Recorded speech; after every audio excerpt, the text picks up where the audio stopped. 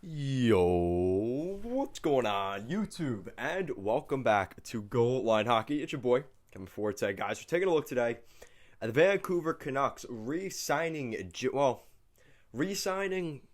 signing Jason Dickinson to a 3-year, 2.65 annual average salary. We're going to be taking a look at Jason Dickinson in this video, where he probably fits into the Canucks lineup, and what does this mean for guys like Pettersson and Hughes, who still need contracts in Vancouver?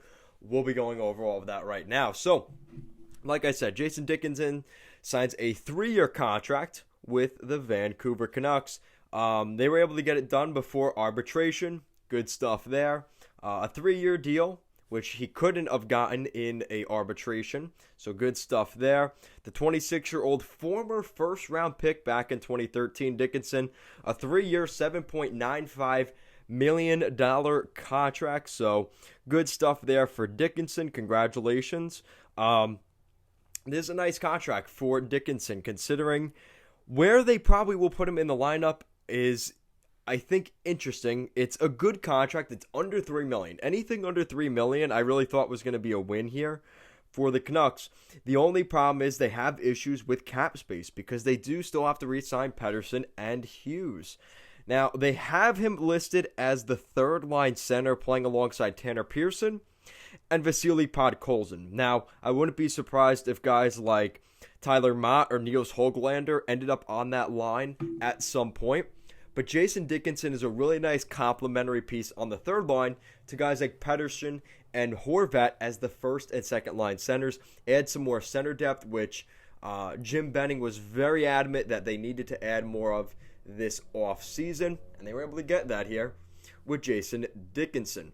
Now, they acquired him back before the expansion draft, which Dallas probably would have lost Dickinson to the Seattle Kraken. He ends up going to the Vancouver Canucks. They end up losing Cole Lind, which is what ended up happening.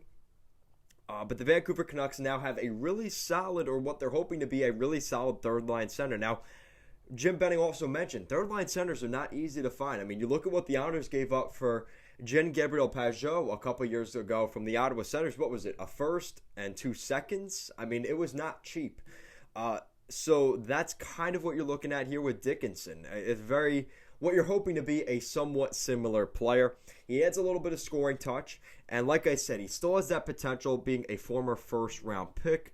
Teams do look at that. Now, they have $10.6 million in cap space after signing Dickinson, which means you could give a $5.4 million deal to each of Pettersson and Hughes.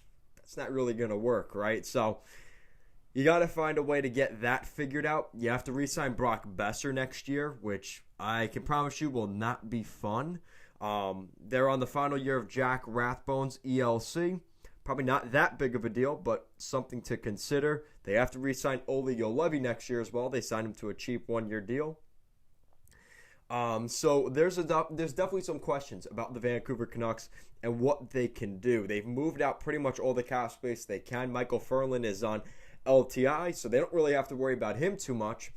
But again, it's one of those things where you make that move with Connor Garland and Oliver Ekman-Larsson, and the dominoes have made it really interesting here for what they're going to do with Pettersson and Hughes. They really have no choice but to give them 2 or 3-year contracts because, to be honest, it doesn't really seem like they have the option to go long-term with them. Now, from what Pettersson's comments were last week, basically saying how he wants to play in Vancouver right now, but at some point wants to play with a winner, is that saying that he doesn't see Vancouver as a winner? Or does he want some time to make sure Vancouver is truly a winner and that competitive spirit is in Vancouver in a couple years? So when he re-signs, he has the confidence that he could sign a 7 or 8 year deal knowing that he is going to be on a competent, competitive team in that Pacific Division. And I think that's really what we're going to see here from Pettersson and Quinn Hughes. I see their numbers being very similar and probably short-term deals because at 10.6, with really, like I said, they don't have much flexibility in terms of guys that they could really move out. I mean, if you can move out Brandon Sutter or Tyler Mott's $1 million, that's $2 million there. I mean, they just gave Tucker Pullman 2.5. That's not terrible. I mean, Travis Hamonic, $3 million per year for the next 2 years. Again, like, there are some interesting contracts here, but we'll see how it works out. This could work for the Canucks, but there is some question about Jim Benning here, maybe overcorrecting and it not really turning out to be anything. It just seems like he's kind of throwing, he's kind of throwing it up against the wall and seeing what sticks. And I don't know if that's necessarily the best thing to do when you have guys like Pettersson and Hughes in contract negotiations. So from what Pettersson said in terms of an update on that whole front, he seems very confident that they will get a contract done here over the next couple of weeks, as they don't really have a choice unless Pettersson signs an offer sheet and Jim Benning doesn't match, which he's been pretty confident saying that he would match any offer sheet. So very interesting stuff there. But let me know what you guys think in the comment section down below. What do you think of the Vancouver Canucks re-signing Jason Dickinson and the future cap hits of guys like Pettersson and Hughes now with some of the transactions that Jim Benning has made this offseason? Let me know your guys' thoughts in the comment section down below.